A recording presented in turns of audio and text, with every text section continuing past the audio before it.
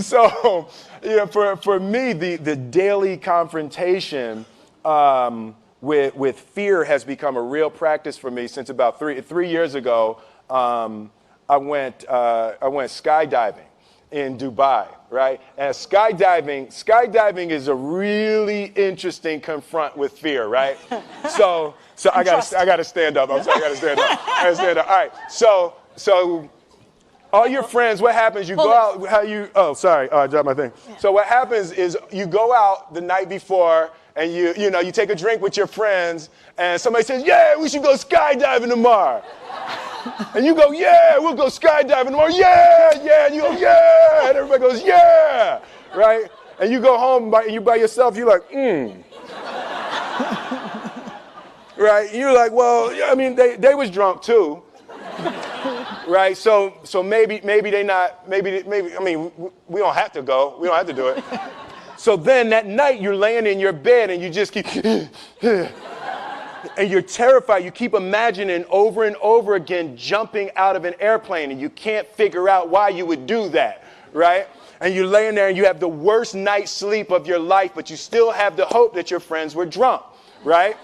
So you wake up the next day and you go, down and you say where you were going to meet, and everybody's there. You're like, oh, shit.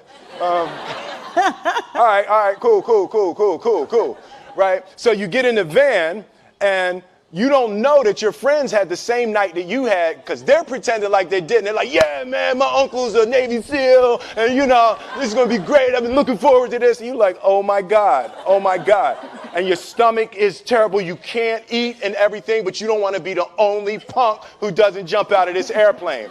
So you do a thing, and what you do is your first jump, you're attached to a guy who is going, he's going to walk you out. So you go and you get there and there's an airplane and nobody's stopping. Everybody's still going. So you get onto the airplane and you're sitting there and it's extra because you're sitting on some dude's lap, some stranger. You're sitting on his lap and it's like, you're trying to make small talk. Yeah, man. So you be jumping with people all the time, huh? So everything's normal. So you fly and you go up to 14,000 feet, and you notice there's a light. It's red and it's yellow and green, right? So right now the light's red. So then you start thinking at some point the light's going to go green, but you don't know what's going to happen, right? And you wait and it goes yellow and the light goes green and somebody opens the door, and in that moment you realize you've never been in a freaking airplane with the door open. Terror, right? So you go, and then, if you were smart, you sat in the back so you don't go first, right? And then people start going out of the airplane. And you go, and the guy walks you up to the end of the thing, and you're standing, and your toes are on the edge, and you're looking out down to death. And they say, on 3. And they say, 1, 2. And he pushes you on 2 because people grab on 3. Right?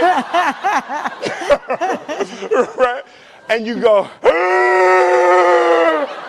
and you fall out of the airplane. And in 1 second, you realize that it's the most blissful experience of your life. You're flying, right? It doesn't feel like falling, right? It's like you actually are kind of held a little bit by the wind, and then you start falling, and there's zero fear. You realize that the point of maximum danger is the point of minimum fear. It's bliss. It's bliss, and you're flying,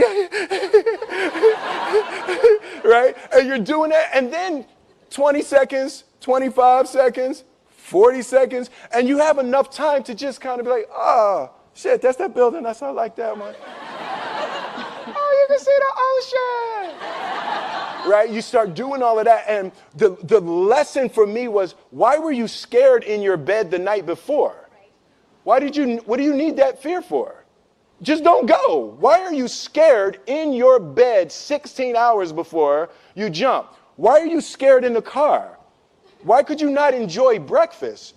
What did you need that? The fear is fear of what? You're nowhere even near the airplane. Everything up to the stepping out, there's actually no reason to be scared. It only just ruins your day. You don't have to jump. And then in that moment, all of a sudden, where you should be terrified is the most blissful experience of your life. And God placed the best things in life on the other side of terror. On the other side of your maximum fear are all of the best things in life.